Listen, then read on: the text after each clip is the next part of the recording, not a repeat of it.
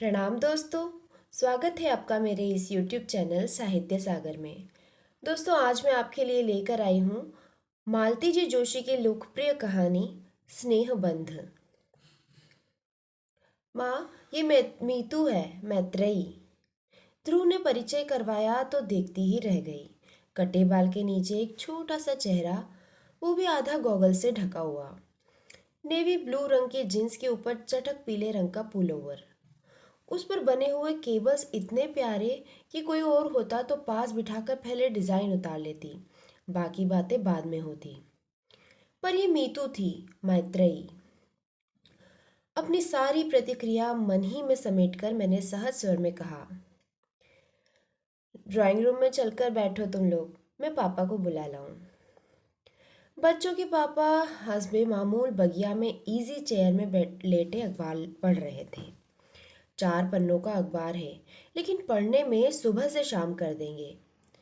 अपनी सारी खींच उन पर उड़ेलते हुए मैंने कहा, बहुरानी आई है, चलकर मुआयना कर लीजिए। बहुरानी? उन्होंने चौंक कर पूछा। फिर चश्मा उतारकर मुझे सीधे देखते हुए बोले, बहुरानी आई है तो तुम्हारा स्वर इतना तल्ख क्यों है? एक दो नहीं, साथ रहते हुए पूरे 28 साल हो गए हैं। मेरे स्वर का एक एक उतार चढ़ाव उन्हें कंठस्थ हो गया है।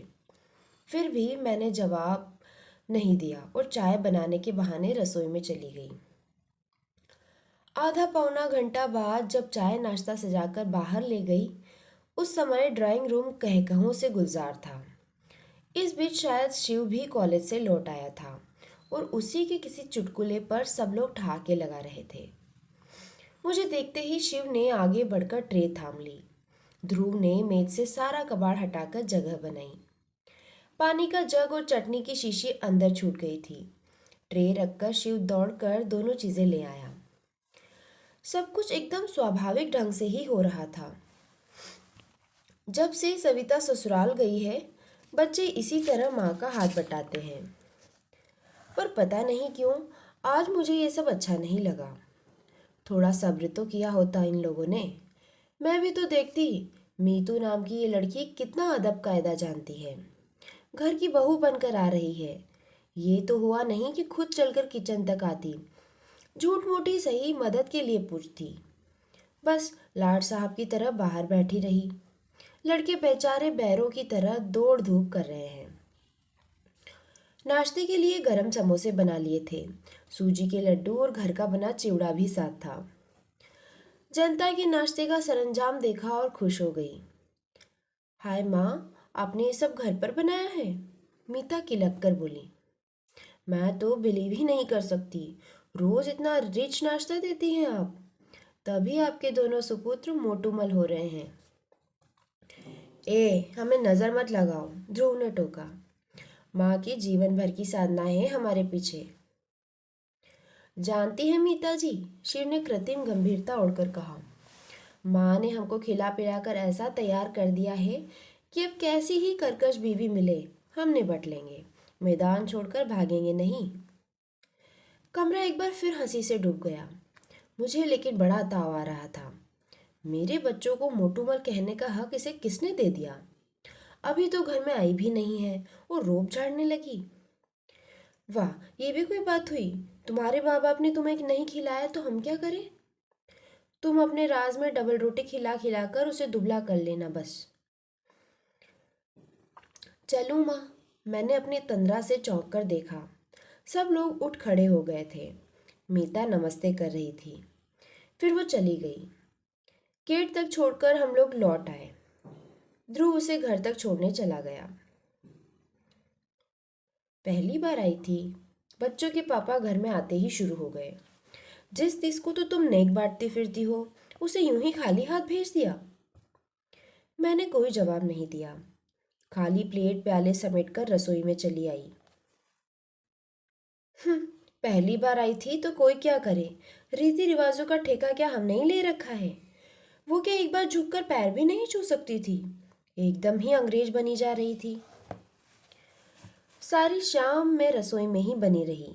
मुझे मालूम था मेरी प्रतिक्रिया जानने को सब उत्सुक होंगे। पर मैंने किसी को हवा नहीं लगने दी। शिव एक दो बार आकर मंडरा गया, पर मैं व्यस्त होने का दिखावा करती रही। रात खाने की मेज पर भी एक अव्यक्त तनाव था। बच्चों के पापा ने एक दो चुटकुले सुनाकर उसे तोड़ने की कोशिश भी की, पर बात कुछ बनी नहीं। खाने के बाद भी काम खत्म होता था। सारे दरवाजे खिड़कियां मुझी को देखनी होती थी। घर भर की बत्तियां बुझानी होती थी। टंकी में पाइप छोड़ना होता था। दूध दही के बर्तनों को जाली की अलमारी में रखना होता है। आंगन में सूखते कपड़े उतारना होता है। एक एक काम निपटाती जा रही थी कि देखा, ध्रुव पास आकर खड़ा हो गया है। माँ, उसने कांपते स्वर में पूछा।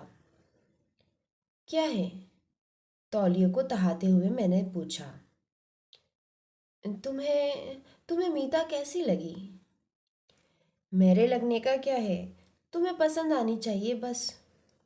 नो मम्मा, तुम्हारी पसंद बहुत ज़रूरी है, तुम्हारी और पापा की। शाम से मन में जो अंधड़ उठ रहा था ध्रुव के प्रश्न से तीव्र हो उठा। तुमने जवाब नहीं दिया माँ। अच्छा, ये बताओ, क्या उसे पता था कि तुम उसे यहाँ लेके आ रहे हो? मैंने प्रति प्रश्न किया। हाँ, क्यों? तो क्या वह ढंग के कपड़े पहनकर नहीं आ सकती थी? कम से कम तुम उसे। मैंने कहा था माँ। फिर वो बोली, मैं जैसी हूँ वैसी ही देख लेने दो, बेकार नाटक करने से क्या फ़ायदा। खैर, कपड़ों को छोड़ो, वैसे कैसी लगी बताओ। ध्रुव इतनी आजीजी से पूछ रहा था कि उसका दिल दुखाते न बना।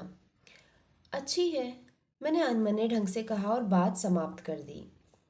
वरना सच तो ये था कि मैंने मीता को ठीक से देखा ही नहीं था। पहली ही नज़र में उसका हुलिया देखा और मन खट्टा हो गया था। बहू को लेकर मन में कितनी कोमल कल्पनाएं थी, सब राख हो गई थी। गुस्सा तो अपने लाडले पर आ रहा था। प्रेम करते समय इन लोगों की अक्ल क्या घास चरने चली जाती है। कई से प्यारे प्यारे रिश्ते आ रहे थे, पर तकदीर में तो यह सर्कस सुंदरी लिखी थी ना। एक उस्सास भरकर रह गई मैं। एक बार हम लोगों की स्वीकृति की मोहर लगने भर की देर थी। फिर तो सारे काम फटाफट और कायदे से होते चले गए। मीता के पिताजी स्वयं घर आए और उन्होंने औपचारिक रूप से रिश्ते की पहल की। मीता को अपनी बहू बना लेने के लिए करबद्ध निवेदन किया। उन्होंने बताया कि पत्नी की मृत्यु के बाद उनके बच्चे अक्सर हॉस्टल में ही पले हैं। वे भी हमेशा टूर पर ही बने रहे। 2 साल पहले लड़की की शादी हुई है। तब से घर कुछ आकार ग्रहण करने लगा है। हॉस्टल में रहने के कारण मीतू काफी कुछ सीखने से वंचित रह गई है। वे तो डर रहे थे, पर ध्रुव ने उन्हें आश्वस्त किया है कि माँ बहुत सहनशील और स्नेहमयी है। वे उसे अपने अनुसार ढाल लेंगी। उत्तर में ध्रुव के पापा ने भी उन्हें आश्वस्त किया। कहा कि हम लोग इतने दकियानूसी नहीं हैं कि एक आर्किटेक्ट लड़की से 16वीं सदी की बहू तलाशे। इस प्रकार बहुत ही सौजन्यपूर्ण वातावरण में परिचय का पहला दौर समाप्त हुआ। फिर धूमधाम से सगाई हुई। दोनों पक्षों ने जी खोलकर खर्च किया। दान दहेज तो कुछ लेना नहीं था। लेन देन की कड़वाहट भरी चर्चा से बच गए हम लोग। फिर भी मैंने सबकी नज़र बचाकर समधी जी के हाथ में एक लिस्ट थमा दी थी। पहले बेटे की शादी थी। नाते रिश्तेदारों के नेक तो मिलने ही चाहिए थे। अपनी बेटी को तो लोग देते ही हैं, जिंदगी भर ये देना समाप्त नहीं होता। पर बाकी लोगों को मौका तो सिर्फ शादी में ही आता है ना। एक लिस्ट मैंने ध्रुव को भी पकड़ाई थी। लिस्ट क्या थी? होने वाली बहू के लिए आचार संहिता थी। मीता अब शादी के बाद ही इस घर में आएगी। भविष्य में वह बाल नहीं कटाएगी। हाथ में चूड़ियां डालने की आदत डालेगी। शादी में सिर ढकेगी। घर में मेहमान रहेंगे तब तक साड़ी पहनेगी। लोगों के सामने ध्रुव को नाम लेकर नहीं पुकारेगी। खूब लंबी सोची थी। बारीक से बारीक जो भी बात याद आती गई जोड़ दी थी। शिव ने तो उसका नाम 20 सूत्री कार्यक्रम रख दिया था। आते जाते ध्रुव को छेड़ देता। दादा भाई, भाभी को कितने सूत्र रटा दिए। कभी कहता, भाभी से कहना फर्स्ट डिवीजन नहीं आने से भी चलेगा, कम से कम पासिंग मार्क्स तो आने ही चाहिए। ये छेड़छाड़ सिर्फ मजाक के तौर पर नहीं होती थी, इसमें एक अव्यक्त आक्रोश भी था। माँ के कारण उन लोगों की इमेज एकदम पुराणपंथी हो गई थी। ध्रुव मुंह से तो कुछ नहीं कहता था, पर शिव के चिढ़ने पर जैसी उदासी हंसी हंस देता था, उससे ये स्पष्ट हो जाता था। आखिर एक दिन मैंने कह ही दिया, देखो शिव, ये मजाक उड़ाने वाली बात नहीं है। ये मत सोचो कि मैं अपने लिए कुछ कर रही हूँ।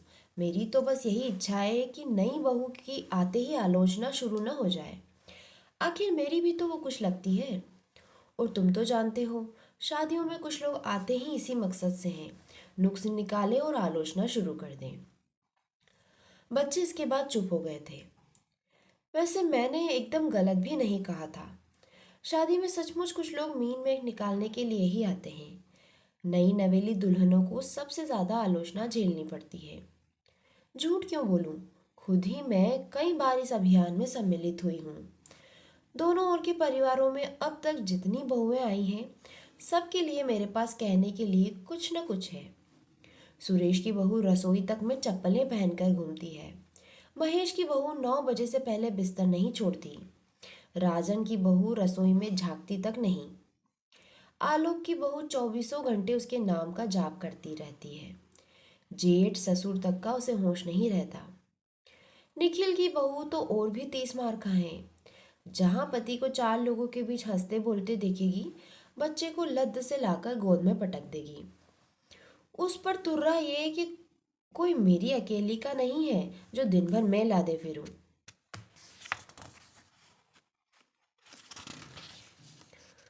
सुन सुनकर कान पक गए तो बुआ जी ने एक दिन कह ही दिया, बहू, सब जानते हैं कि बच्चा कोई अकेले नहीं पैदा करता, पर उसका कोई इस तरह ढिंढोरा नहीं पीटता। ये सारे नमूने मेरी आंखों के सामने थे, इसलिए मन में एक आदर्श बहू की कल्पना थी। सोचा था कि ध्रुव के लिए जो लड़की लाऊंगी वह इन सबसे अलग होगी, पर अपना सोचा सब कहाँ हो पाता है। तुम्हारी सारी शर्तों का पालन करेगी तब तो तुम्हें वो अच्छी लगेगी ना? ध्रुव ने एक दिन गले में बाहें डालकर बड़ी आशा से पूछा था। तब यही सोचकर संतोष कर लिया था कि लड़का आज भी मुझे कितना चाहता है। आसपास के वातावरण को देखते हुए ये भी कम न था। शादी हुई और खूब धूमधाम से हुई। घर की पहली शादी थी। अनगिनत मेहमान आए थे। उनमें से कईयों को निराश लौटना पड़ा। टीका टिप्पणी का एक भी मौका हाथ नहीं लगा। मैं खुद बहुत डरी हुई थी। एक तो लड़की की माँ नहीं थी, करता धरता बड़ी बहन थी जो अमेरिका में बस गई थी। पति पत्नी दोनों डॉक्टर थे। भैया भाभी भी अभी नए ही थे। पर स्वागत सत्कार में, खान पान में कहीं कोई त्रुटि या अव्यवस्था नहीं हो पाई थी। मीता के पापा तो पीछे जा रहे थे, पर बहन बहनोई, भैया भाभी, चाचा ताऊ सभी सौजन्य और विनम्रता की मूर्ति बने हुए थे। और जयमाला के समय जब मीता को देखा तो बस आंखें जुड़ा गई। अपना ये रूप लावण्य इतने दिन उसने कहाँ छिपा रखा था। लाल सुर्ख बनारसी साड़ी में लिपटी वो किसी सलोनी गुड़िया सी लग रही थी। अंतरजातीय विवाह को लेकर एक शूल सा मन में था, वो भी जाता रहा। इसी बात को लेकर ननद रानी कोसती रही है। अब सर उठा के सबके सामने कह सकूंगी, भाई हमने तो लड़की का रूप गुण देखा, विद्या बुद्धि देखी और घर परिवार देखा, बस जात पात को आजकल पूछता ही कौन है। 8-10 दिन घर में मेला सा लगा रहा। मीता जितने 2-4 दिन रही, नंदों के बीच दबी ढकी बैठी रही। उनके बच्चों को लाड़ दुलार करती रही। रिश्ते की सास और जिठानियों की मान मनुहार करती रही। सभी लोग बड़े प्रसन्न थे और जाते समय हर कोई मुझे बधाई देता हुआ गया। शादी के बाद दोनों 8-10 दिन के लिए मसूरी घूमने चले गए थे। उनके लौटने तक मैंने सविता को रोक लिया था। सोचा ननद भौजाई थोड़े दिन साथ रह लेंगी। दूसरे दिन सुबह सुबह मैं रसोई में व्यस्त थी कि सविता पास आकर फुसफुसाई, माँ, बहू रानी को तो देखो। देखो, बड़े बड़े पीले फूलों वाली मैक्सी पहनकर वो मेज पर प्लेटें लगा रही है। मैं और सविता दोनों एक दूसरे का मुंह ताक रहे थे। इस बात को कौन उठाए और कैसे। मैं तो आजकल लड़कों से खौफ खाने लगी थी, पर सविता तो उन दोनों को घास नहीं डालती थी। दनदनाती हुई बाहर चली गई और बोली, मीता रानी, आज ये कौन सी ड्रेस निकाल ली? घर की ड्रेस है दीदी। फिर सविता की प्रश्नार्थक दृष्टि को समझते हुए बोली, माँ का ऑर्डर था कि मेहमानों के सामने साड़ी पहननी होगी, इसलिए इतने दिन पहनती रही, पर इतना बंधा बंधा लगता है उसमें। तो हमें मेहमानों में नहीं गिनती तुम? आप तो घर की हैं दीदी, अपनी है। और कोई वक्त होता तो मैं इस बात पर निहाल हो जाती, पर इस समय समस्या ज़रा नाजुक थी। मैंने आगे बढ़कर कहा, बेटे, घर में जब तब कोई आ निकलता है और लोग अक्सर तुम्हें देखने के लिए ही आते हैं। पर माँ, साड़ी पहनकर ज़रा भी कंफर्टेबल नहीं लगता। काम तो कर ही नहीं सकती मैं, बस गुड़िया की तरह बैठे रहना पड़ता है। तो अभी तुम्हारे गुड़िया की तरह सजने संवरने के ही दिन हैं। काम करने को तो जिंदगी पड़ी है, और अभी तो मैं बैठी हूँ। ठीक है, लेकिन माँ, ऑफिस में तो साड़ी पहनकर जाना ज़रूरी नहीं है ना? मुझसे तो गाड़ी चलाते न बनेगी। गाड़ी का मतलब लूना, ये भी एक शूल था मन में। शादी के सामान के साथ लूना देखकर मेरी भाभी फिच्च से हंस दी थी। वाह ध्रुव जी, सीधेपन की भी हद कर दी आपने। आजकल बजाज सुपर से नीचे कोई बात नहीं करता। आप कम से कम।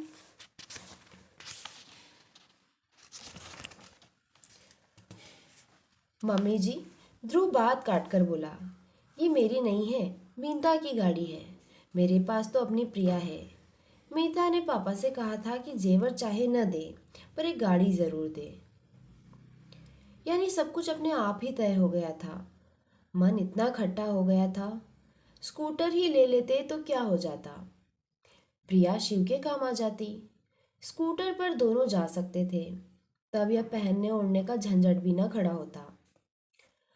दफ्तर सलवार कमीज कर पहनकर जाया करना, मैंने फैसला सुना दिया। लेकिन बहू घर में आती है तो समस्या सिर्फ पहनने ओढ़ने की ही तो नहीं रहती। उसका घर भर में उन्मुक्त होकर घूमना, खिलखिलाना, दिन भर ध्रुव डार्लिंग की रट लगाना, शिव से छीना झपटी करना, भूख लगने पर नाश्ते के डिब्बे टटोलना, बात बात पर गले में झूल जाना, सब कुछ आंखों में खटकने लगता। बच्चों के पापा तक को उसने नहीं बख्शा था।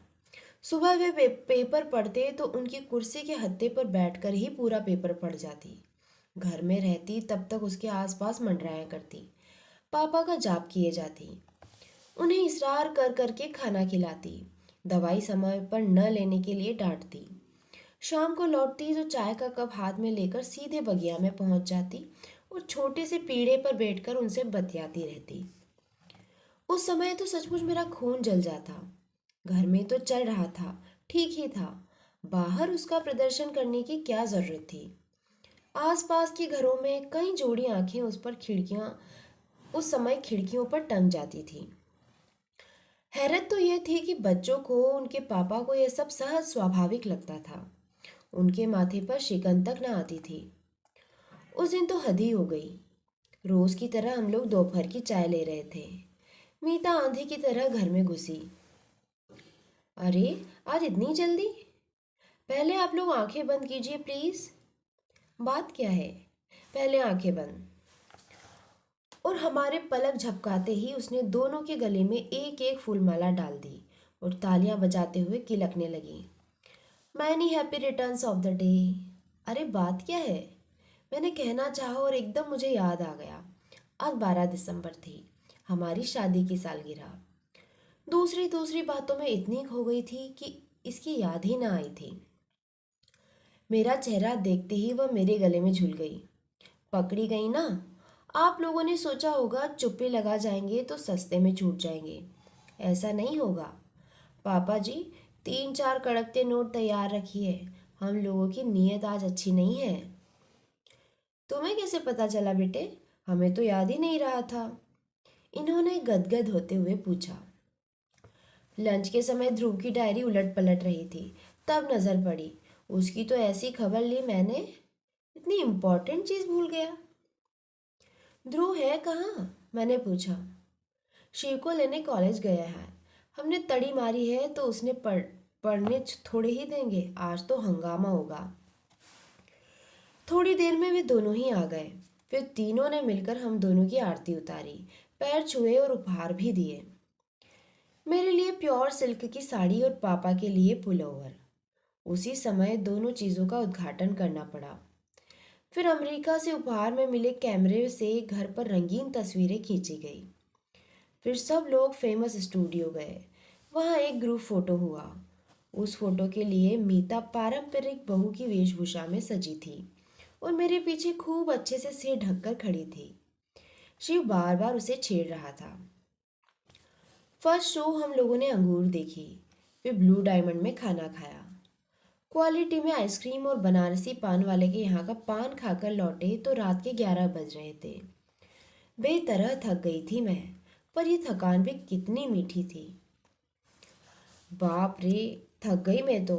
इन लोगों ने सचमुच एक हंगामा कर डाला। अब इतनी उछल कूद के लायक थोड़े ही रह गए हैं हम। रात मैंने हंसते हुए कहा।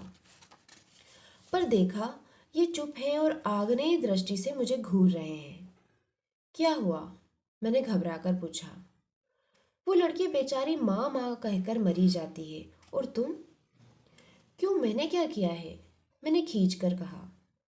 मन में छाई खुशी भाप बनकर उड़ने लगी थी। मुझसे क्या पूछती हो? अपने आप से पूछो कि तुमने क्या नहीं किया। वो बेचारी बिना माँ की लड़की। बिना माँ की है तो मैं क्या करूँ? मैं एकदम फट पड़ी। शाम ममता का एक सोता फूट पड़ा था। अंतस में वह जमने लगा था। बिना माँ की है तो मैं क्या करूं?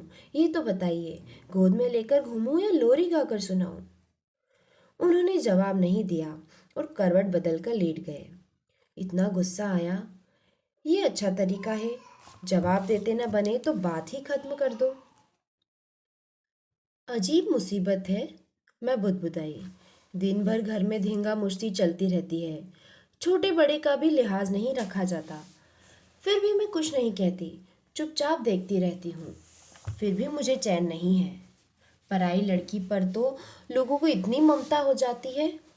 साल 6 महीने में अपनी जाई घर आती है, उसका तो कभी ऐसा लाड़ दुलार नहीं किया।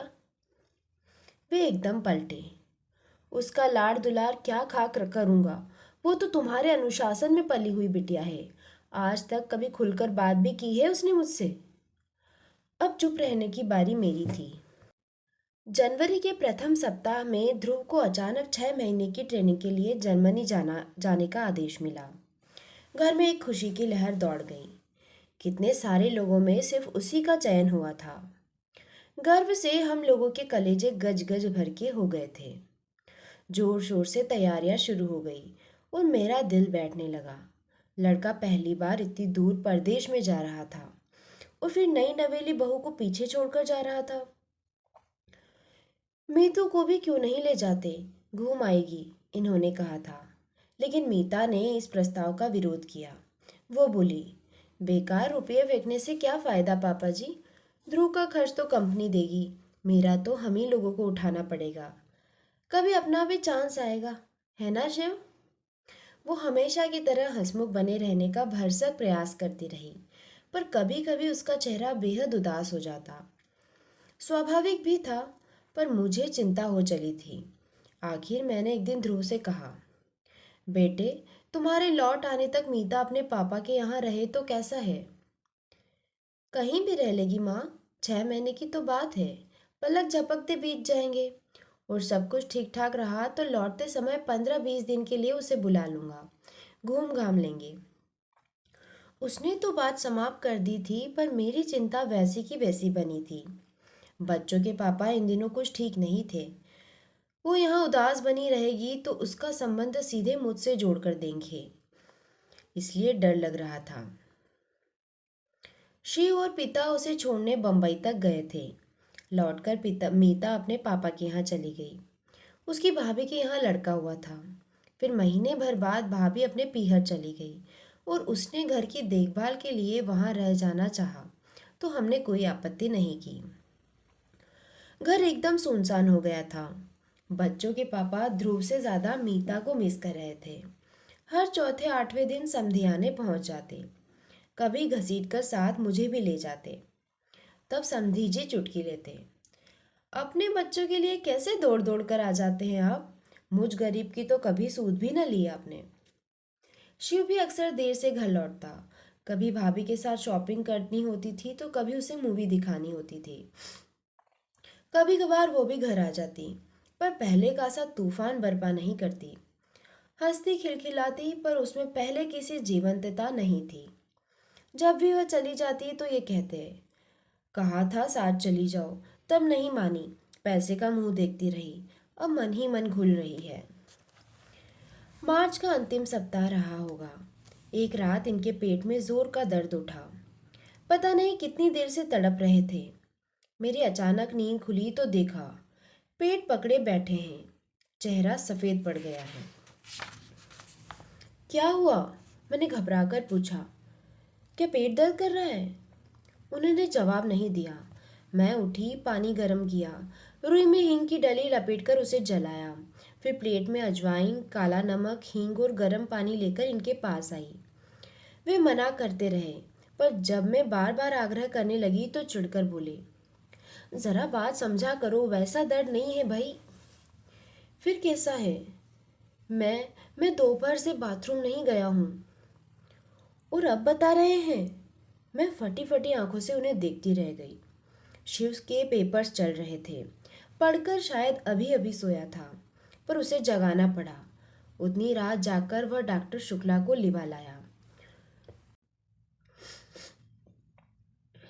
उन्होंने मुआयना किया और पूछा, ये तकलीफ कब से है आपको? जी 15-20 दिन से थोड़ा कष्ट हो रहा था। इतना ताव आया मुझे। इतने दिनों तक चुप बने रहने में क्या तुक थी? शिव बोला, माँ, ये समय गुस्सा करने का नहीं है, बाद में निपट लेना, पहले उन्हें संभालो। राम राम करके वो रात बीती। सुबह भर्ती होना ही पड़ा। प्रोटेस्ट की शिकायत थी, ऑपरेशन ज़रूरी था। इन्होंने पहले ही अपने आदेश सुना दिए। प्राइवेट नर्सिंग होम नहीं जाएंगे, सरकारी अस्पताल में भी प्राइवेट वार्ड नहीं लेंगे, जनरल में रहेंगे। इस ऑपरेशन के बाद नर्सिंग की बहुत ज़रूरत होती है। प्राइवेट वार्ड में कोई झांकता भी नहीं, 10 बार बुलाने जाना पड़ता है। उनकी बात न मानने का कोई उपाय नहीं था। खजाने की चाबी उन्हीं के पास थी। ध्रुव यहाँ होता तो बात दूसरी थी, पर अब उतनी दूर से उसे बुलाने का कोई मतलब भी नहीं था। जनरल वार्ड में जो एक रात गुजारी, उफ, जिंदगी भर याद रहेगी। इनकी वैसी हालत में नींद आने का कोई प्रश्न ही नहीं था, पर आसपास के वातावरण ने मन को इतना बोझिल कर दिया कि सुबह उठकर लगा मैं बीमार हूँ। और दुर्गंध अब भी याद आती है तो मन पर कांटे से उगाते हैं। सुबह शिव कहीं से चाय लाया था मेरे लिए, पर घूंट भर भी चाय गले से नहीं उतरी। 10 बजे ऑपरेशन होने को था। 9 बजे ही इन्हें स्ट्रेचर पर डालकर ले गए। मैं और शिव भी पीछे पीछे चल पड़े। जहाँ तक जाने दिया वहाँ तक गए। फिर मैं वहीं बैठकर इष्ट देव का जाप करने लगी। शिव बेचारा दौड़ धूप में व्यस्त हो गया। नमस्ते बहन जी। मैंने चौंक कर देखा, मीता के पापा थे। आपने तो खबर भी नहीं की, इतने बेगाने हो गए हम लोग। उनके स्वर में आक्रोश था, शिकायत थी। मैं क्या जवाब देती? वो तो मीतू अभी किसी काम से घर गई थी, तो पड़ोस के मेहता साहब ने बताया। सब कुछ इतना अचानक हो गया भाई साहब, मैंने अपराधी स्वर में कहा। शिव बेचारा एकदम अकेला पड़ गया था। सारी दौड़ धूप उसी के जिम्मे थी। यही तो मैं कह रहा हूँ, उसे अकेले सारी दौड़ भाग करने की क्या जरूरत थी? हम लोग किस लिए हैं? कल को ध्रुव सुनेगा तो क्या कहेगा? उनसे तो जो भी कहेगा, मुझे तो अपनी चिंता हो गई थी। ध्रुव मुझसे क्या कहेगा? इन पर इतना ताव आ रहा था, दर्द से तड़प रहे थे, पर मजाल है जो बटुए की पकड़ जरा सी ढीली हो जाए। जनरल वार्ड में रहेंगे, वहाँ नर्सिंग अच्छी होती है। अब इतने बड़े आदमी को उस नरक में ले जाऊंगी तो कैसा लगेगा? अपनी उस दुश्चिंता में यह पूछना भी याद नहीं रहा कि मीता कहाँ है। 11:30 बजे उन्हें थिएटर के पास वाले कमरे में लाकर रखा गया। ऐसे हट्टे कट्टे हंसते बोलते व्यक्ति को इस तरह असहाय अवस्था में देखकर मेरी तो रुलाई फट पड़ी। मीता के भाई नरेश मुझे सहारा देकर बाहर ले आए और वापस बेंच पर बिठा दिया। असहाय सी मैं वहां बैठी रही। 2 घंटे बाद उन्हें वार्ड में ले जाने की अनुमति मिली। ये 2 घंटे मेरे लिए 2 युग के हो गए थे। वार्ड में वापसी के समय काफिला जरा बड़ा था। घर परिवार के लोग थे और स्टाफ के भी। ढेर सी शीशियां स्ट्रेचर के साथ चल रही थी और सब लोग उन्हें उठाए हुए थे। माँ, तुम सीढ़ियों से आ जाओ, लिफ्ट में तुम्हें परेशानी होगी, शिव ने कहा तो मैं सीढ़ियों की ओर मुड़ गई। हाँफती काँपती ऊपर पहुंची। तब तक स्ट्रेचर शायद वार्ड में पहुंच चुका था, क्योंकि गलियारे में उसका कहीं पता नहीं था। मैं वार्ड तक पहुंची ही थी कि नरेश जी की आवाज़ आई। माँ जी, इधर आइए। उनके पीछे चलती हुई मैं गलियारे के छोर तक पहुंची। डीलक्स रूम का दरवाज़ा खुला और खाली स्ट्रेचर थामे लोग बाहर निकले। ये कमरा? मैंने अस्फुट स्वर में कहा। भाभी ने बुक करवाया है। मेरा असमंजस ताड़कर शिव पास आकर फुसफुसाया। ये उसके बस की बात थी ये उसके बस की ही बात थी जी, उसके पापा गर्व से बता रहे थे। सुपरिटेंडेंट से जाकर भिड़ गई।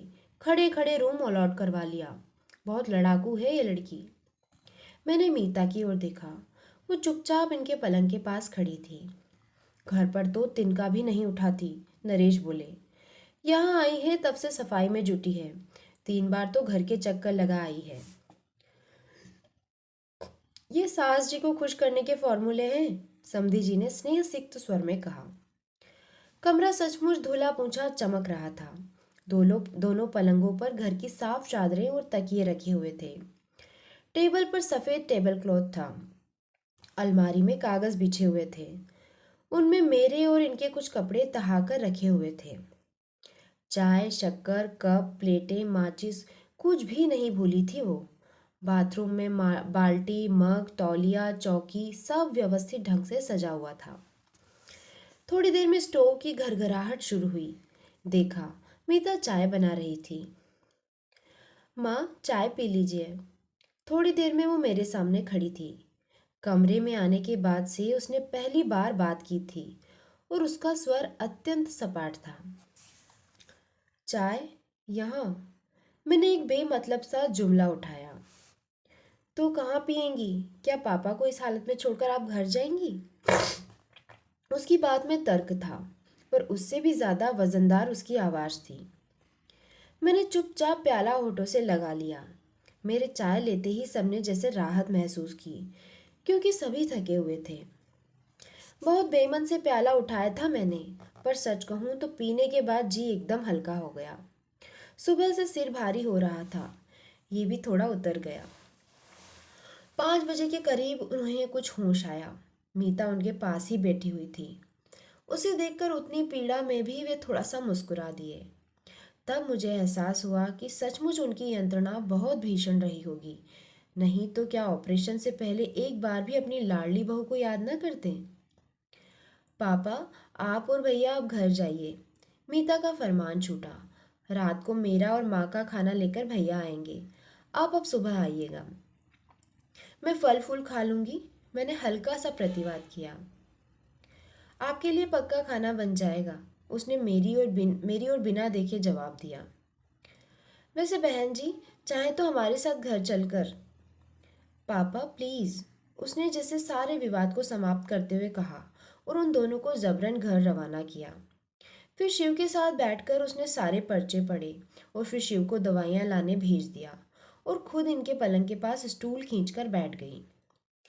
दूसरे पलंग पर मैं चुपचाप पड़ी रही। बोलने की शक्ति ही नहीं रह गई थी। 2 रातों का जागरण था, थकान थी और तनाव था। कब झपकी लग गई पता ही नहीं चला। मीता ने खाने के लिए जगाया, तब जाकर आंख खुली। समधी जी से रहा नहीं गया होगा, खाना लेकर खुद आ गए। बदले में लाड़ों की फटकार भी सुननी पड़ी। वे शिव का भी खाना लाए थे, पर मीता ने उसे अस्पताल में खाने नहीं दिया। तुम पापा के साथ घर जाओगे और सुबह पेपर के बाद ही यहाँ आओगे, समझे? लेकिन भाभी यहाँ, वो मिमी आया। यहाँ की चिंता मत करो, यहाँ मैं हूँ, माँ है, भैया है। शिव बहुत कुनमुनाया, पर आखिर उसे जाना ही पड़ा। उन लोगों को छोड़ने के लिए नरेश जी नीचे तक गए। मीता ने उनसे मेरे लिए पान मंगवाया। पान के बिना आज पूरा दिन हो गया था, पर मुझे याद ही नहीं आई थी। पर पता नहीं कैसे मीता जान गई थी कि खाने के बाद मुझे तलब ज़रूर लगेगी। खाने के बाद उसने मेरा बिस्तर ठीक किया, फिर बाथरूम में जाकर सारी प्लेटें गिलास धो डाले। दूध एक बार फिर गर्म किया और सोने की तैयारी करने लगी। भैया, 12 बजे तक मैं एक झपकी ले लूँ, फिर ड्यूटी पर आ जाऊंगी। फिर चाहे आप पूरी रात सोए रहना, उसने कहा और आराम कुर्सी में हाथ का तकिया बनाकर लेट गई। नरेश जी पलंग के पास एक कुर्सी खींचकर बैठ गए। मेरे आराम में जरा भी खलल न डालते हुए दोनों भाई बहन नाइट ड्यूटी निभाने को तत्पर थे।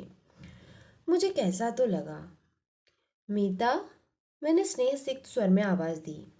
भैया आराम कुर्सी में लेट जाएंगे तो इधर पलंग पर आ जाना, दिन भर खड़ी की खड़ी है। पता नहीं मेरी आवाज में कुछ था या उसने प्रतिवाद नहीं करना चाहा। वो चुपचाप मेरे पास आकर लेट गई। आप सोने लगे तो मुझे जगा लीजिएगा भैया, उसने कहा और आंखें मूंद ली। नरेश जी आराम कुर्सी पलंग के पास खिसकाकर उस पे लेट गए। कमरे में एक अजीब सी शांति छा गई। मैंने मीता की ओर देखा। पता नहीं क्यों उसे देखकर मुझे सविता की याद हो आई। 2 बच्चों की माँ हो गई है, पर अब भी कभी कभी उस पर बचपन सवार हो जाता है। माँ के पास लेटने का मोह हो जाता है। उन क्षणों में वो एकदम नन्ही सी सवी बन जाती है। मेरे पास लेटी ये नन्ही सी लड़की, इसका भी तो कभी कभी मन होता होगा। तब किसके आंचल में मुंह छिपाती होगी। बड़ी बहन है वो 7 समुंदर पार, इतनी दूर है। भाभी तो खुद ही लड़की है अभी। वो मेरी ओर पीठ करके लेटी थी, निस्पंद। सलवार सूट उतारकर उसने नाइटी पहन ली थी। उसमें वो एकदम बच्ची सी लग रही थी। दिन भर किसी उग्र तेज से दब दब करता उसका चेहरा अब एकदम निरीह निष्पाप शिशु का सा लग रहा था। ममता का एक ज्वर सा उठा मन में। एकदम उसे अंक में भर लेने की इच्छा हुई, पर संकोच में बस उसकी पीठ पर बालों पर हाथ फेरती रही। वो मेरे वात्सल्य की उद्रेक से अनजान वैसी ही निस्पंद पड़ी रही। अचानक मेरी उंगलियां उसकी पलकों को छू गई। वे गीली थी। क्या हुआ बेटे, मैंने प्यार से पूछा। वो कुछ नहीं बोली, बस जैसे रुलाई रोकने के लिए होंठ सख्ती से भींच लिए। अपने पापा जी के लिए परेशान हो? पर डॉक्टर साहब तो कह रहे थे कि वे एकदम ठीक है। ऑपरेशन बहुत अच्छा हुआ है, बस 1-2 दिन में उठकर बैठ जाएंगे, यही कह रहे थे ना? कहते कहते मैं भी शंकाकुल हो उठी। वो एकदम पलटी, कुछ क्षण मुझे देखती रही, फिर मेरी छाती में मुंह छुपाकर सुबकते हुए बोली, पहले ये बताइए आपने हमें खबर क्यों नहीं की? पापा जी इतने बीमार हो गए और किसी को मेरी याद भी नहीं आई। यही तो, अपने आप को कटघरे में खड़ा करके मैं बार बार पूछ रही थी, मुझे उसकी याद क्यों नहीं आई? अपनी बिटिया को कैसे भूल गई थी मैं? दोस्तों, कहानी यहीं समाप्त होती है। कहानी आपको कैसी लगी मुझे कमेंट बॉक्स में लिखकर ज़रूर भेजना। और दोस्तों, अगर मेरे द्वारा सुनाई गई कहानियाँ आपको पसंद आ रही है तो प्लीज़ मेरे चैनल को सब्सक्राइब कीजिए तथा अपने दोस्तों और परिचितों में शेयर भी कीजिए। आपका बहुत बहुत धन्यवाद।